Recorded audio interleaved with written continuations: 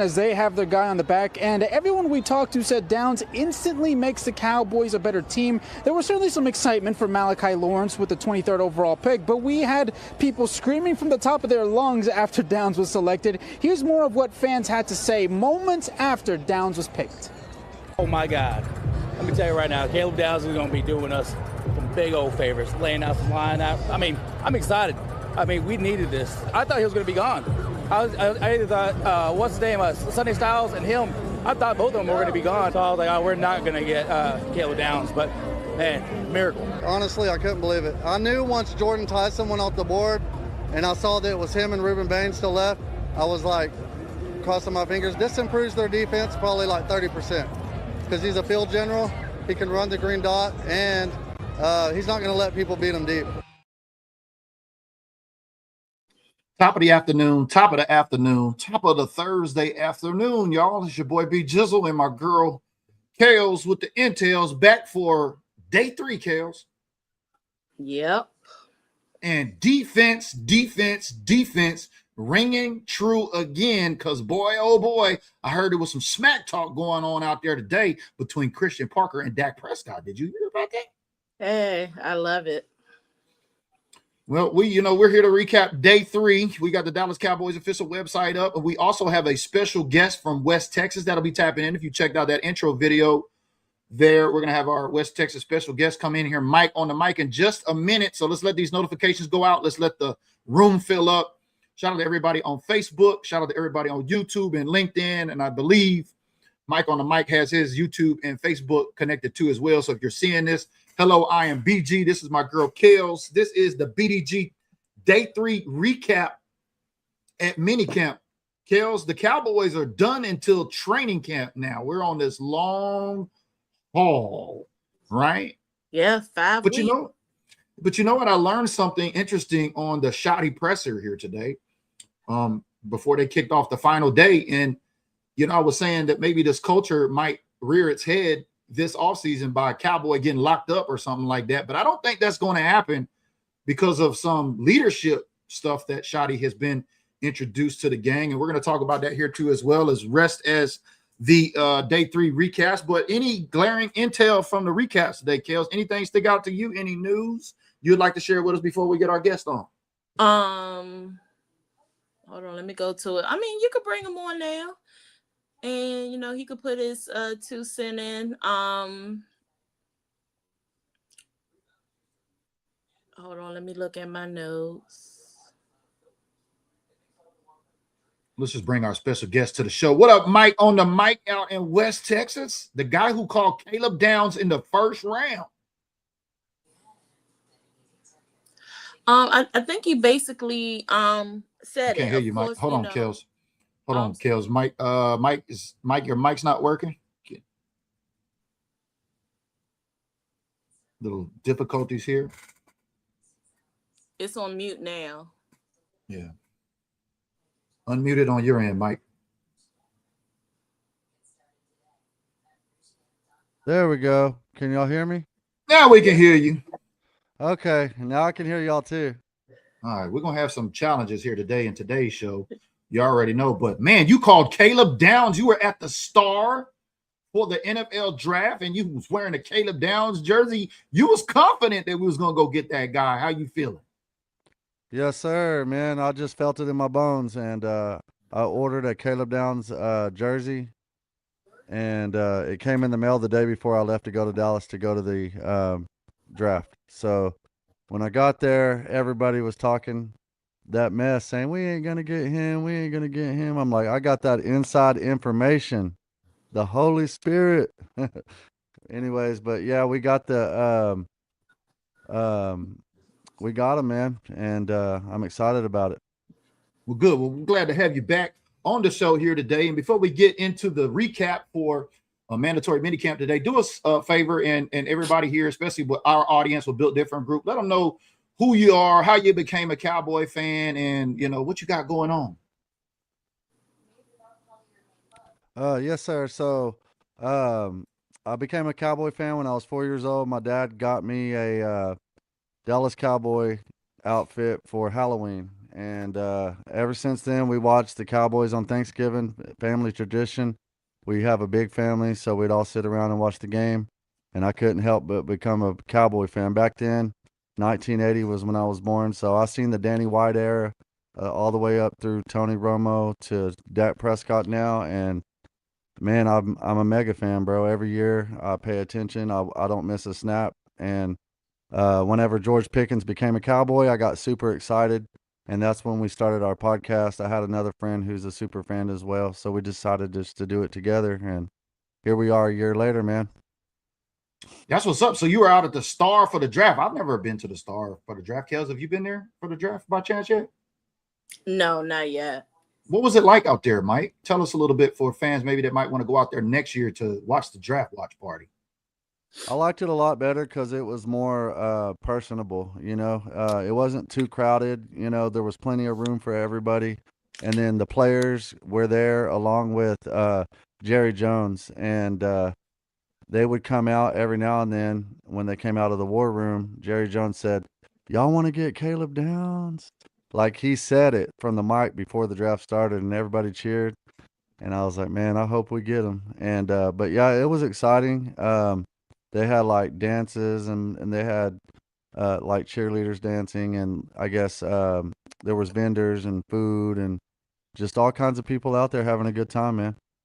Well, who's your favorite Dallas Cowboy player of all time?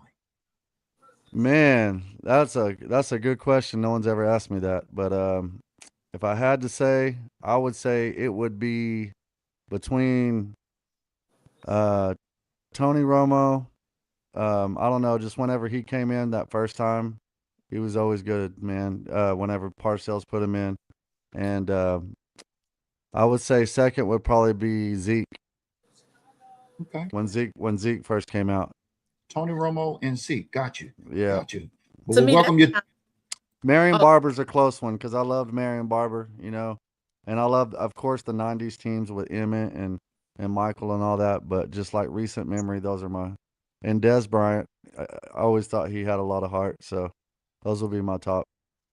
You know what I love when you ask fans who their favorite player is? They never can just say one. They always got. It's hard. Well, man. It's this guy and this guy and this guy, and that's not a knock on you. That's just everybody. Yeah. But who's your favorite 88 before we get into this messiness of my BMAC down there below? Tell me who's your favorite 88 of all time. Des Bryant, man. I can rock with that. Yeah, I think he reignited the 88. I can rock with that. I can rock with that. But BMAC KELZ is in the chat getting messy already. I heard the question that Clarence Hill asked Dak Prescott, and Dak Prescott looked at him like, huh?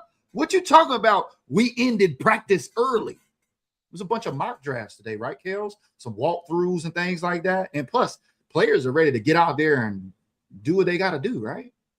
Yeah. But to back up on that, as far as the favorite players, it's hard. It's really hard to say. That's why I say I really don't have one, because you have to really look at the eras of the team. You got the expansion. So we got the 60s, then you got the 70s, then the players that came out in the 80s, then the 90s to the 2000s to where we are now. So yeah, it's kind of hard to pinpoint who's your favorite. But yeah, they did in practice early. From my understanding, it was a heat advisory or something. So when you reach a certain color code, it's not healthy to be outside. I don't know if anything is going on inside the Star as far as with FIFA going on. So that's the reason why they ended practice early. All right, y'all. If y'all see me struggling back here, just know we got all kind of challenges going on, but we're going to keep this show on the road rolling. It's not exactly doing what I needed to do back here. There we go. We got it back up on the screen. But apparently there's been some smack talk going on. Christian Parker and his defense KELZ chirping at Dak. There's a video going around of saying when you start throwing interceptions, don't blame the defense. Did you see that? Yeah, I like it. Talk your ish. Yeah, Mike, how you feeling about that little chatter going on at mandatory minicamp, not training camp, but mando minicamp? Yeah, like CD was saying earlier, it's irritating, and that's a good thing. Last year, they were probably rolling out, having a great time in minicamp, just throwing bombs and catching all kinds of passes.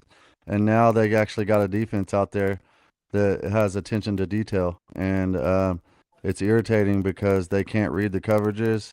And I like it, man, because it's going to sharpen, iron sharpens iron, you know? Right now, we're recapping day 3, but we did a recap yesterday and the day before for all 3 days. And is there anything that stuck out to you? Is anything that you've noticed, Mike, since you're joining us here today, differently about this mandatory minicamp versus in the past? Man, I would say the biggest thing is no drama, you know?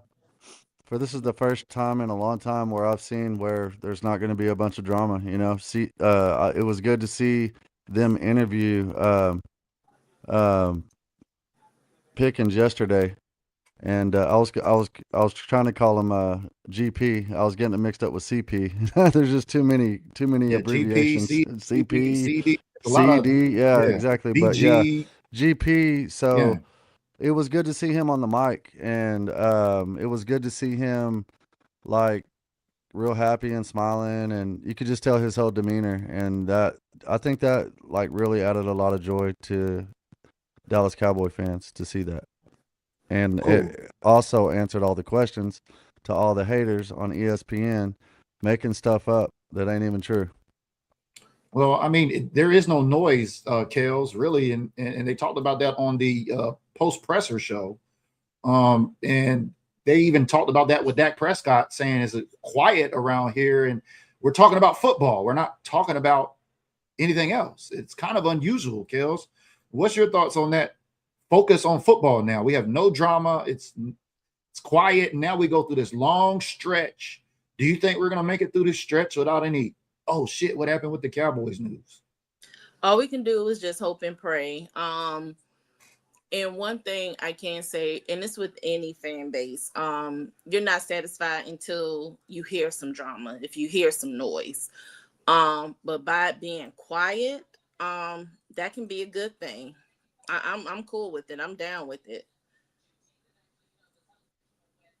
Well, I'm going to throw the ball back to Mike since I can't move you out of the picture there. But talking about the Mike, we were talking about the Mike linebackers yesterday, and DeMarvion Overshown came out and said that he's bucking for this Mike position. KELZ thinks that Caleb is a great potential player for the Mike. And who are you seeing trending in this defense? And what are your thoughts about Demo coming out talking about the green dot? With this Mike linebacker, this middle linebacker, this green dot. What's your thoughts on that? Man, it's been a long time coming for Demo. He got hurt his rookie year, came back, was doing well, got hurt again. I think the third time is the charm, and he's playing for a contract, and he wants to prove to everybody that he is who he says he is. And I think he has a lot of confidence in his knee now, coming on year 2, removed from the injury. So I'm excited about it, man, because he's got a lot of talent. And if he can even be 95% of what he used to be, this defense is going to be rock solid this year. Yeah. If he can stay healthy. I agree. And one thing I did pick up with what Shotty said, that they will be moving him as a chess piece as far as a Mike and a dime linebacker. But it's no set person right now that's going to be the green dot helmet. So it could be him. It could be Jay-Sean Barham, because he is also being tested as a Mike linebacker, as well as Caleb Downs. But again, to me, I still prefer a middle linebacker and to wear the green dot. Well, let me ask you this, KELZ. What is going to determine who is going to be the green dot in camp? For folks that may not understand, when we go into this situation, we don't have a designated guy like a Sean Lee, who was here for years and was a film maniac. Like, how are we going to get to this? Is this going to happen in camp? Is it going to happen in one of the preseason games, or we will know before the kickoff? It could happen simultaneously in both. Okay. So like I said, when you look at preseason, that's like, do you want this check or no? So that's your interviewing process. So it's going to probably be a few linebackers that's going to be rotating within those 3 weeks of preseason to see who's actually going to wear it when that 53-man roster is cut. But again, the August 22nd, which is our last preseason game, that's basically like the dress rehearsal. So you're basically going to see who is going to be doing what, who is going to be where, and who is going to be wearing what helmet. So we are definitely going to see some of that in preseason. Like I said, it's some other names as well to be on the lookout for that can basically wear the green dye helmet. But what will make the difference will be who is good at communicating, because your middle linebacker is your second level of the defense. So you need that person to be precise and pristine when you are delivering information to your first level, which is your interior. That's your outside, your inside linebackers, your defensive tackles, your DEs, edges, all that stuff. And then your third level, which is your secondary, which is your safeties and your cornerbacks. So you cannot mess up anything when you are wearing that green dot, because that communication from you to your first and third levels, and what's coming from the from upstairs with your defensive coordinator and your defensive passing game coordinators, everything has to be intact, in sync, in unit, and communicated well. B-Man got a question for you. He says, Shotty said Agent Zero is doing a good job. He says, does the green dot have to be a linebacker, though? Yes. No. It's preferred to be the middle linebacker, but there has been cases where a safety who is a hybrid that could also work as a linebacker as well has been known to wear the green dye helmet. Okay. Yeah. Kyle That's Hamilton, as far I as believe, for the Ravens does. Yeah, as far as defense, but as far as on the offense, the whole quarterback room, whoever is the quarterbacks, that is one of the 48 dressed players on game day, will also have the green dye helmets. So it could be two QBs or 3 QBs, however they design it on game day. So basically, you're going to have 4 green dot, technically 5. Green dot helmet. So you're going to have your 2 LBs, whoever is designated for it, because the middle, let's say like if it's the middle linebacker or the safety on defense, they're not going to play all 4 downs. So you're going to have maybe the Mike LB1, if you want to call it that. He only plays first and third downs, where your other one will play second and fourth downs. Gotcha. Okay, well, thank you for breaking that down. That's some great information there, talking about the mics. I thought maybe it was just one helmet, but it's like 4 or 5 guys. So you answered a whole lot of questions in there really well. Thank you, KELZ. I appreciate that. But I want to throw the ball back to my guy Mike on the mic, because when it comes to the defensive side, and now we're talking about Caleb Downs, there's another guy who a lot of folks are overlooking that's coming back from an injury this year, in Siobhan Revel. And he spoke with the media yesterday, and I want to bring this up, and then I want to get Mike's thoughts on the return of Revel to this Dallas Cowboys defense, and also paired with Caleb Downs and Deron Bland. Where my confidence come from? Just being myself for real, man. You can't teach yourself being yourself. You know what I mean? I feel like people look at you differently when you playing the game. They know who you are. They know what kind of person you is. They know what you provide on the team, outside the facility, inside the facility, on the practice field, outside the practice field. So man, just being myself. You know what I mean? I feel like it don't got nothing to do with what other people thinking or their opinions. But personally, that's just me. You know what I mean? At the end of the day, I know what I got. I know what I need to work on. I know what I can do. So at the end of the day, I know I can clean up. Talking about confidence. I mean, how confident are we, Mike on the mic, about Savon Revel? What can he do coming back for this defense? How do you see him progressing in training camp? What are you going to be watching when it comes to his return?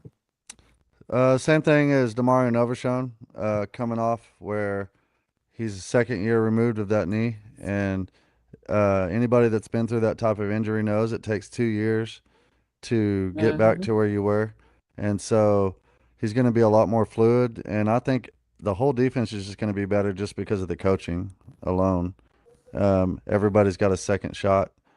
The ones that are still on the team, of course.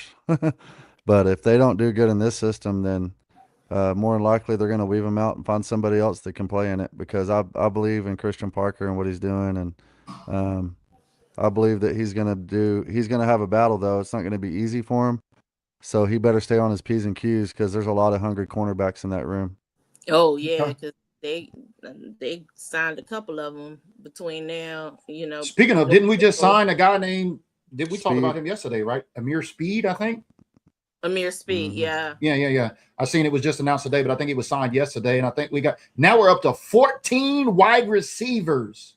No, not with Amir Speed. That's a DB. We signed Mims. That's who it was. Denzel Mims. You talked about him yesterday, KELZ.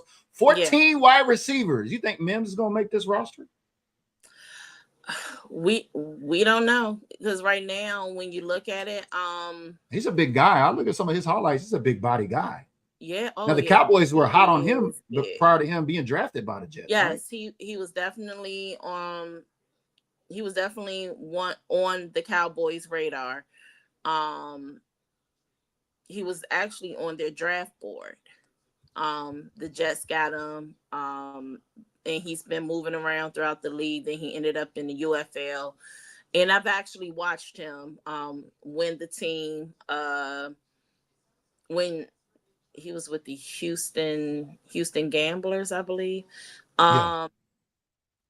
Yeah, he was with the Houston Gamblers. So when the Dallas Renegades. Yes, the Renegades. Dallas Renegades. He played in Dallas. Okay. We got another player, I think, from the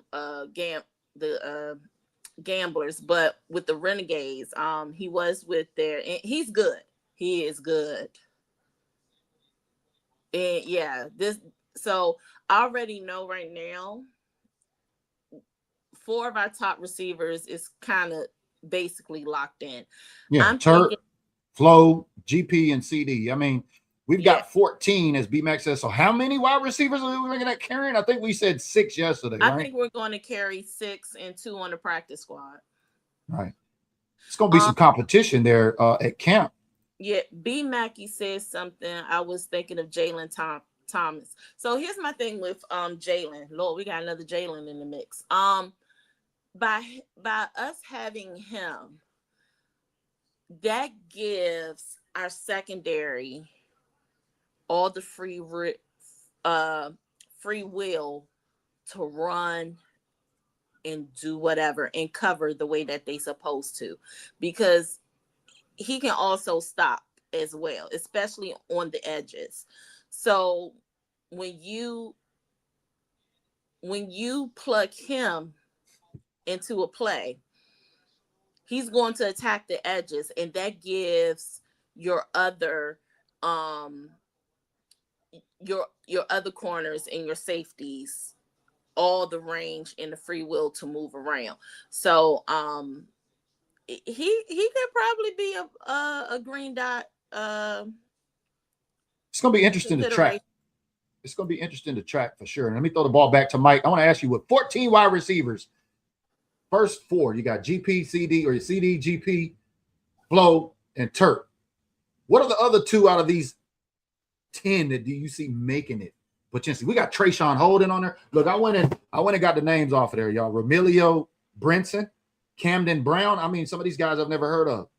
We've heard of Trayshawn Holden. There was a lot of noise on him last year. Jordan Hudson, Tyler Johnson. I mean, who are these other 2 outliers? I need 4, like what KELZ said. GP, Turk, CD, and Flo look locked in. Who are the other 2 you got? In my opinion, they're going to use Michael Trigg a lot. So that's going to kind of like a wide receiver or a tight end? Both. They're going to split. I think they're going to split them out like they did at Baylor. Oh, I didn't. Oh, yeah, and maybe he'll be a decoy sometimes. And you know Yeah. how they split him out way out on the end, or they move him around. I think I he's mean, going to he's be a 6'4", piece. 240 pounds or something like that. He's a So huge. it's really going to be hard, you know, for a lot of these receivers to make it, but we do need special teams players, and they're looking for people on special teams that are going to hustle down and make those tackles. So I KELZ, think out of those, I'm a sorry, lot go of ahead. speed. I think they want a lot of speed on special teams, and that's why they're doing that, in my Yeah. opinion. But So out of those other names, who do you see that are, and KELZ, you can get ready for this too, who are the wide receivers with the most special teams to offer, not named the top 4? Is it Trayshawn? Is it I think I would like to see more Trayshawn Holden, because he did good in preseason. He made a couple of introductions throughout the league last year. Last year. I would like to see more of him. B Mac, no, I would not say Marquise Bell is out, because he would definitely work under Christian Parker's scheme, because when he was at FAMU, they played a hybrid 3-4, 4-2, 6-1, and 5-2 base formation defense. So he will work well with Christian Parker's scheme. Yeah, Trayshawn Holden. because it looks like beyond those 4, it's not like we need another wide receiver. I mean, because Flo is basically, like they said, a big body Des target, and he does well with special teams. And I mean, they had nothing but glaring things to say Shotty did on the presser outgoing today. So his stock is up. I believe he's locked in. I mean, is he wide receiver 3, KELZ, or is it Turp at this point? No, Flo is going to be our WR3. And so Turp is mainly on the wide receiver for gadget plays, and also he's the special team guy. Because let me throw this to my guy, Mike on the mic. What do you think about Caleb Downs working with the special teams and talking to Turp about possibly running back punts this season? What have you heard about that, Mike? yeah, so I guess Caleb Downs, you know, he did some punt returns in college. And so I think last year Turp really didn't get to hone in on one thing. He was doing multiple things, and I think that affected his games. And especially like whenever they line him up at running back, I just thought that was like, let the wide receivers do their job, let the running backs do their job, you know? And so I think if they can focus him at kick return and then have someone else doing the punt return, maybe that can help him on off where he can do more stuff on offense, and he's not as tired or he's not as scatterbrained. But we also got Scantling and the other receiver, Jonathan MVS. Mingo. I forgot about him in the wide receiver. And Mingo. Yeah, Mingo. Your favorite, KELZ? Mims, like she said, I Holden, liked Tyler him. Johnson. Anthony Smith, the guy we drafted, and Jordan Hudson, Camden Brown. Yeah, there's just a lot of receivers. So I was just about to say, yeah, because Mingo's got a lot of special teams experience too, right? He's been around. He's been hanging around the Cowboys for like 3 years, right? Yeah, but Mingo is very good. Like he was actually during that draft. He was he 22 or 23, whatever the year he came out. We was getting ready to get him, but Carolina traded up over us and got him. Yeah, we talked about that here before. He technically, Mingo should have been gone in the first round, maybe between 28 to 32, but he went into day 2, and then Carolina jumped up to they jumped up twice that time, because they got back in the first round. And I forgot who they got in that first round pick. And then the second, day 2 for the second round, they jumped up ahead of us and grabbed Jonathan Mingo. Let me ask you this question, KELZ. How many wide receivers are we going to keep on the practice squad normally? Because we know some of these guys that aren't going to make the active roster are likely going to go to practice squad, right? Yeah, because on the practice squad, each team keeps 16. But let me tell y'all a secret how the Cowboys do things. Okay. If there's players that they really, really, really like, they know how to stash away players. So what they do is, I need y'all to lean in when I'm about to tell you. Come on, just feel it. They put some players on injured reserve. Oh yeah. Because it saves a roster spot and a practice squad spot as well. Yeah, that's called musical chairs in Dallas. They've been doing that for years. That's why I'm asking. Yeah. So we But know because a lot of people don't catch on to it. They're not hip to it.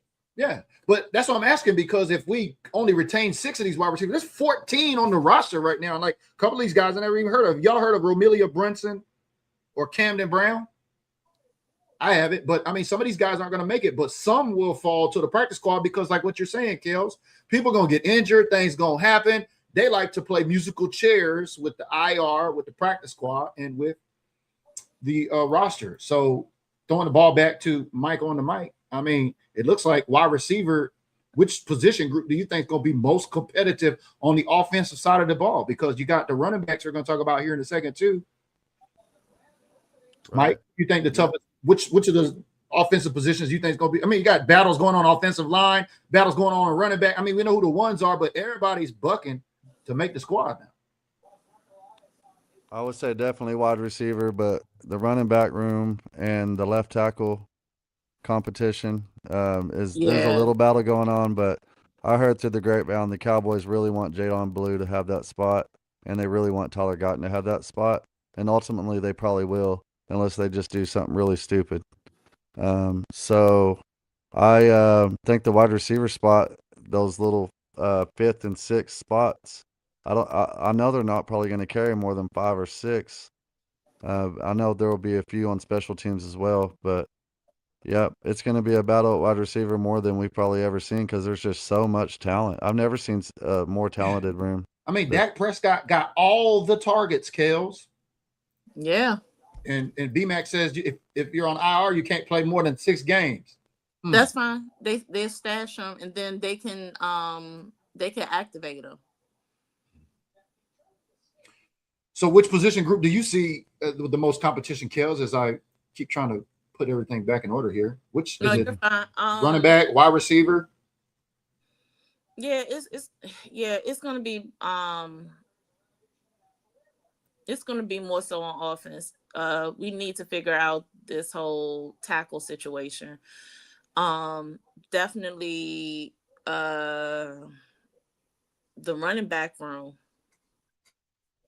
Well, it's interesting because yesterday they said Javonte Williams didn't play. Obviously, they wanted to give, I heard Shotty on the presser say they wanted to give the young pups like Blue and Maffa some run. But a lot of people tend to look at that like, oh, well, Javonte Williams is getting ready to lose his spot. It's going to be, because y'all remember that mess we went through with Jaden Blue last year. Everybody swore up and down Jaden Blue was Emmitt Smith in the coming. I didn't think that. As far as with Javonte Williams, they're good with him. It's no doubt with him. Even before his first snap or anything, like I said, Javonte, even when he was with Denver, he was a dog. So it hurt that he had the injury and everything, and Sean Payton didn't want to keep him because he's not a fan of running the ball, but that's his loss, our gain. But I'm not tripping on the fact that he didn't get the reps. Right now, we need to see some of the ones that we kind of have some not issues, but some concerns about. Yeah. And I'm going to throw the ball back to Mike, because Mike, Shotty said there's a big difference between practicing in shorts and T-shirts versus pads, because I know when we get into camp and then pads come on, this competition is going to go to another level. And these guys are going to be getting physical. I can't wait for it. It's going to be, the news is going to be, the network's going to be there. How are you feeling about this competition culture that Shotty's building going into camp, Mike? Mike. Turn on your mic. Sorry Mike. about that. I had it muted earlier. Hey, you're Yeah, man, busy, bro. it's gonna be there's gonna be a lot more pads this year. Shotty's not into the underwear Olympics. You know what I'm saying? He's ready to get out there, put some pads on, and they're ready to go full force. And I think that's a big reason why they're bringing out all these receivers and stuff, is so that our DB room has enough. I don't want to call them dummies because these are athletes, but enough guys out there that they can cover and keep fresh legs, and a lot of fast guys too. So they're going to have their hands full, that secondary, and there's going to be some battles for sure. But I think a lot of our starters are probably going to learn valuable lessons this year that they haven't learned in a long time. They're going to go back to the old school way where Jimmy Johnson used to make them get out there and play for real. You know what I'm saying? Yeah, because, Shotty's first training camp last year, if they did something wrong, they were doing 50 push-ups, 100 push-ups. He had them running 3 laps, 4 laps, 5 laps. He wasn't playing with them. Which brings up a great segue. I want to say what Dak had to say about this defense, and then I want to get into this leadership piece that I learned from Shotty. I don't know if KELZ had found out anything on that platoon of leadership folks that they've got there in the star. We'll talk about that in a minute. It says, this is what Dak had to say about the defense. It says, yeah, they're playing with a lot of confidence. Prescott said on the conclusion of minicamp, you can just tell by the way they were communicating, whether it's walkthroughs, whether it's out there at practice 7-on-7, where Shotty said he's played more 7-on-7 than he'd like to ever have, I guess, during these 3 days. He says, yeah, guys are taking ownership in what they're being asked. We've got great energy from not only CP, but the rest of the coaches, which brings me to KELZ. CP straight up told Dak Prescott, don't be getting mad when you start throwing interceptions at the defense. I mean, can you imagine? I mean, last year, what was it last year? You remember when everybody was saying Trayvon Diggs was calling out Dak Prescott in training camp? You remember that? I remember a couple of years ago when they said Trayvon was going at Dak for throwing them picks in training camp? Yeah, I mean, I vaguely remember some of that. I mean, but the thing is, no, what I'm saying is Dak is going to have pressure in camp, right? And every pick is going to be magnified now. Yeah, I get that. So that means you have to watch the field. I mean, it's no way I can excuse that. You have to watch the field at all times. What do you mean? Like watch the game? What are you talking about? From which position? No, you have to watch the field. It's just simple. Like if I know if both of my receivers are covered or double covered, I'm not going to throw a ball where it could be a possible interception.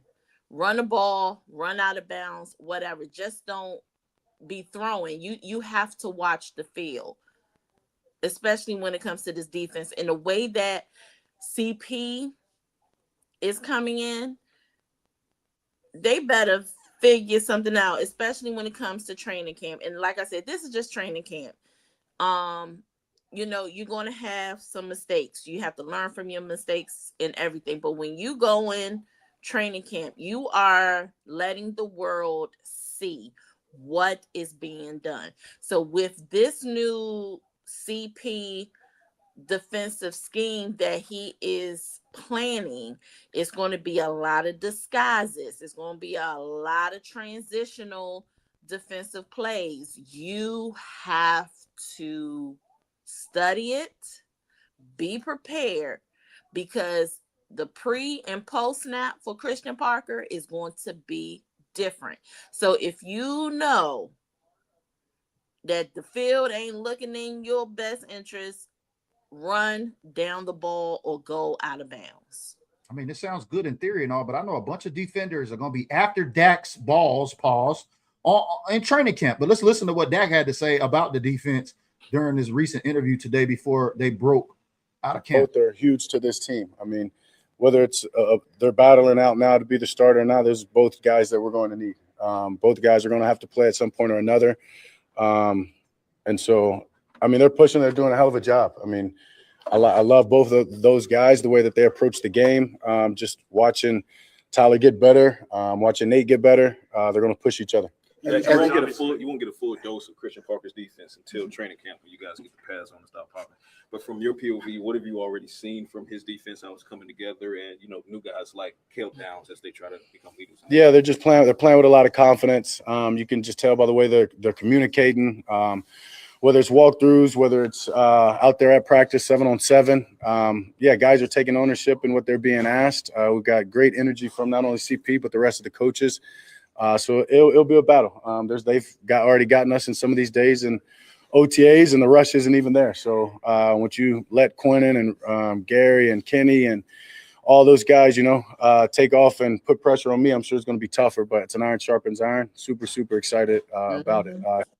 There you have it. Iron sharpens iron. I think that's the key right there. It's a good thing, right, KELZ, for us to go into camp and for the defense to be challenging Dak more so it gets him ready for, like you said, looking at that field on game day. Wouldn't you say? Yeah. And one thing, with this not the defense, but with our offense, I'm wondering what kind of personnel are they going to run? Because I'm in the DC area, so I do get the Commanders channel and everything. So they do, their new defensive coordinator was one of our top defensive coordinator candidates. They got Durante Jones. He was hired for Washington directly after we got Christian Parker, and he is also going to run a 3-4 base hybrid formation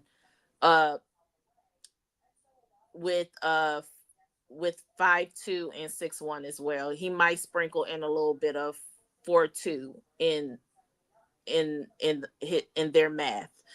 And he's also going to run a lot of zone.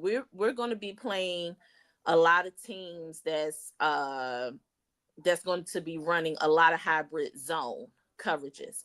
So I'm wondering with the offense, and I'm hoping Clayton Adams, Connor Riley, as well as Dak and Shoddy, are they going to run an 11 personnel, a 12, a 13, a 14, maybe a 21? I'm just throwing that out there. Mike, throwing the ball back to you. Are you planning on going out to camp? I know you've been getting around. You was out there at the Star in Frisco, and talk to us about your travel schedule this year. You looking at getting around to any games?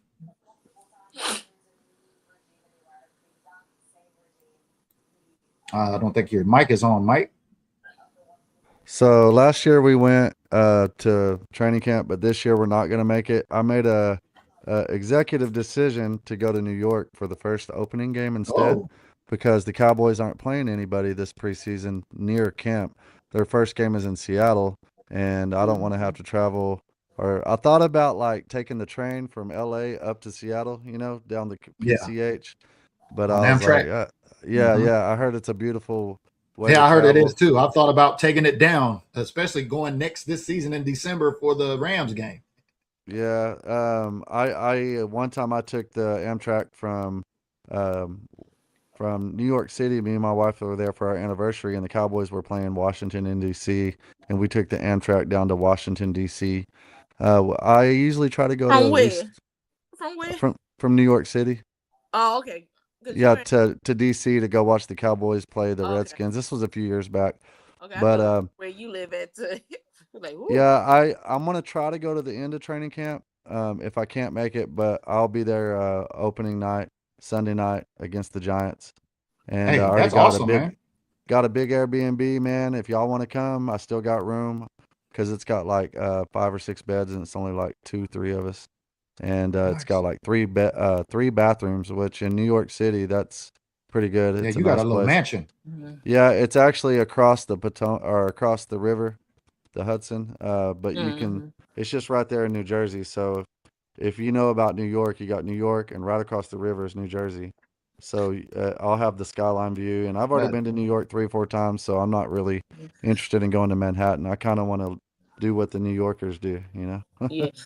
Follow North Star Dallas Cowboys fan club. They're based out of Newark, New Jersey. Okay. They normally do like a kickoff.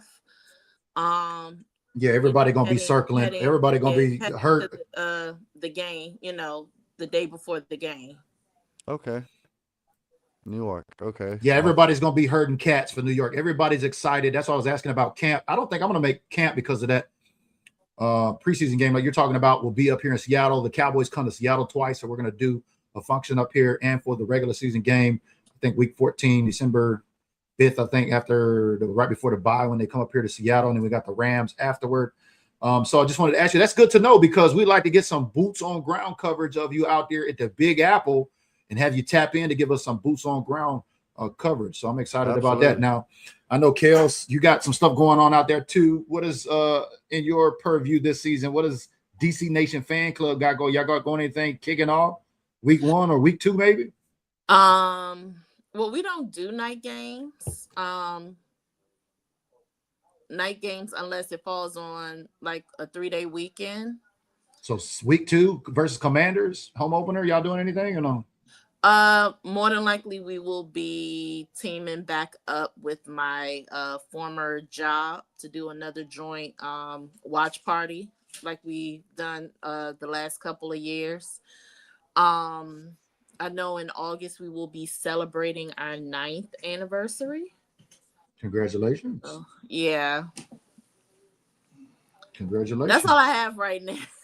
Yeah. No. This is the long break starting tomorrow until I think when are the Cowboys set to report to camp? Is it the 27th or 20?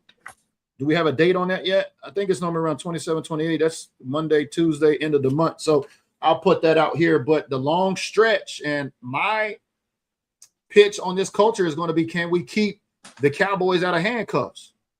That's number one.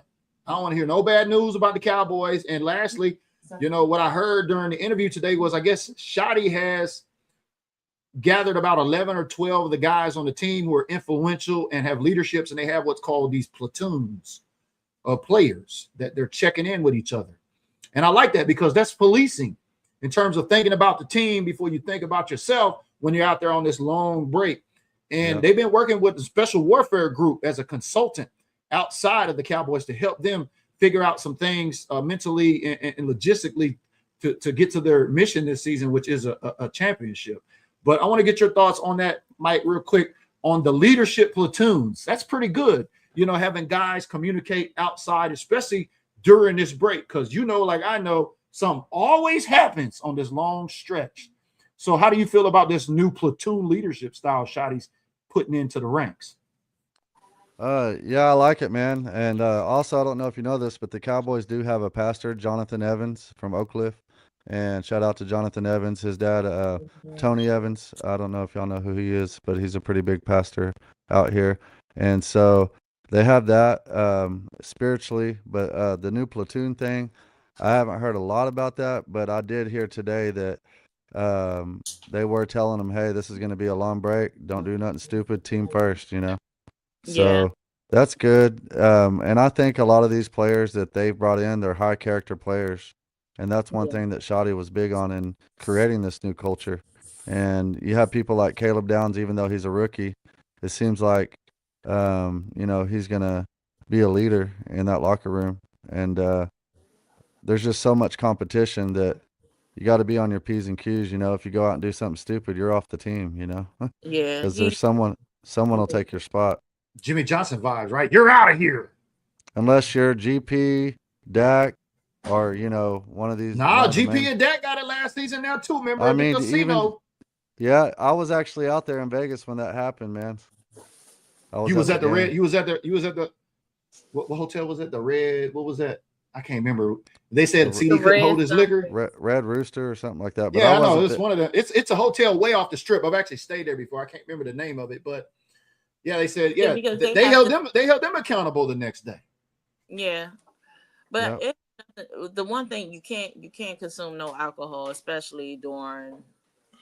So I kind of dismissed that. They just missed curfew. That's all it was. They weren't where they were Yeah, supposed yeah. to We be. know the media ran with Yeah. it, and CD was like, "That's disrespectful. What do you mean I can hold my liquor? Like I wasn't throwing up." I like how he got in on that. But the test of this team is going to be: can we get through this long break before we get into training camp, staying out of the handcuffs and staying healthy? Because if we can get to there, then we've got a lot of things to work on as we get into camp. And to add on to what Mike said, as far as with the whole platoon of players, Shotty did mention that they are going to implement a leadership council as well. Correct. Not only for the players but for the coaches as well, because he said he wants to be evaluated. Some of the things that he did good and some of the things that he may need to improve on.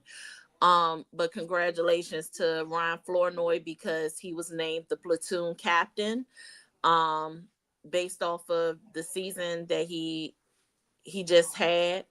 The Ryan Flournoy stock is up. Yeah, and one thing with what Sterling said, it can also, with checking in with players, because they did deal with the unfortunate death of Marshawn Neal. Nealon, yeah. And Yeah. and a Players few talking players, to each other is a good thing, right? yeah, In case somebody's got yeah, something going on. Hey, let's talk about it. right. Absolutely. And now with what the league did, they have to have a mental health specialist on their staff Designated for every team. Yeah. for every team. But the Cowboys Yeah. already had something like that anyway. So you have that as well. And also we still have some players that's on the roster that was there when we had Smith, who just recently passed. So they need someone, to check in, to talk about it and everything. Sterling also said, Room said coach has been watching, looking at his dad's notes. Yeah, he has always done that. Even when he was with Seattle, every team he has been with, he has always watched his dad's film. So that's nothing new. And happy early anniversary to him and his wife. I'm the trash.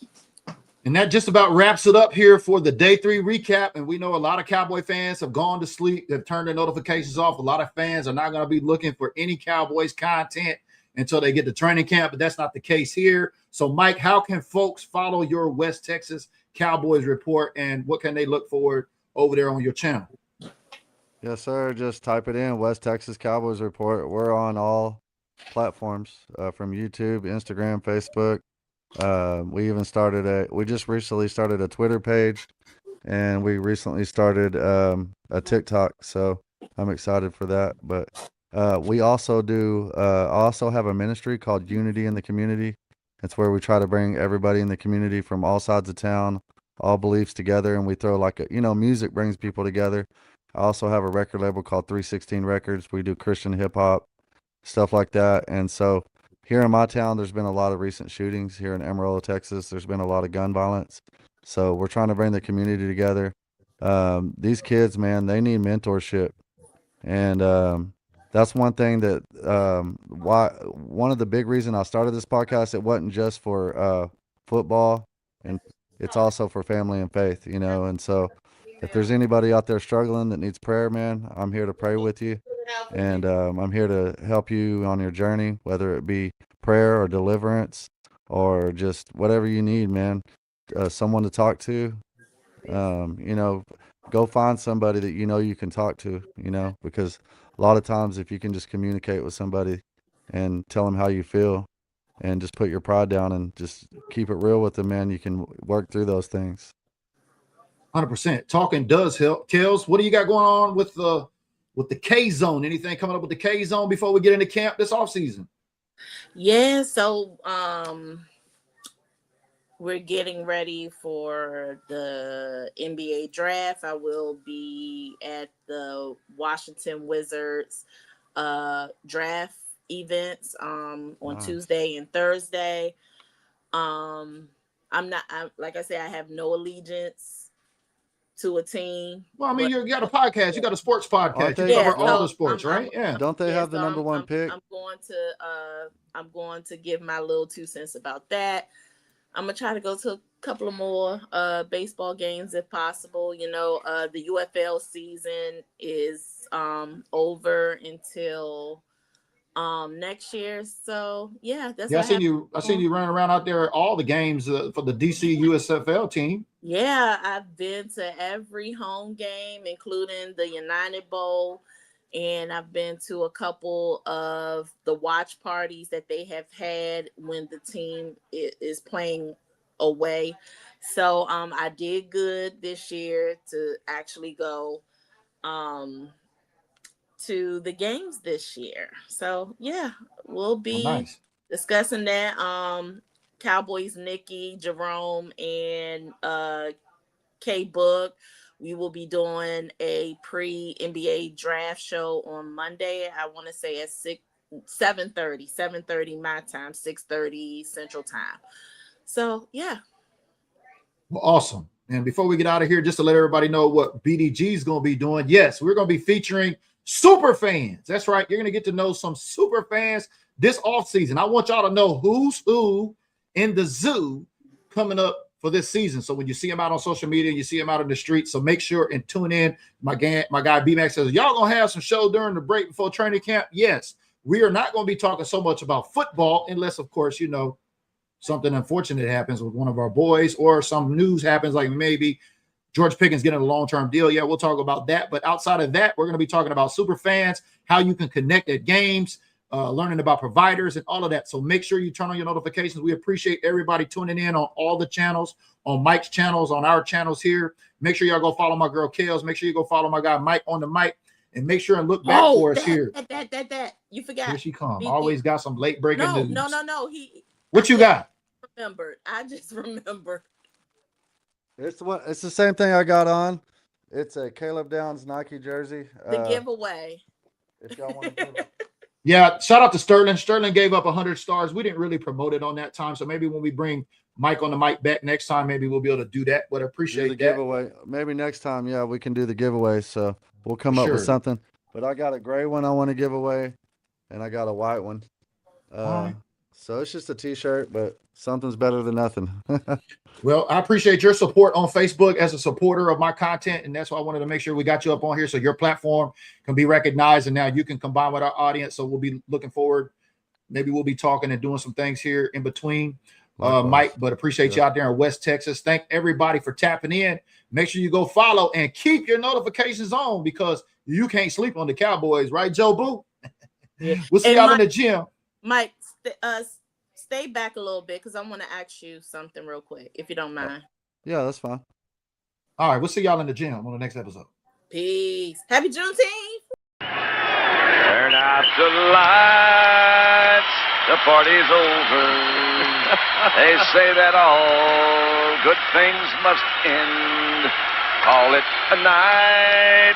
The party's over. And tomorrow and next year starts the same old thing again.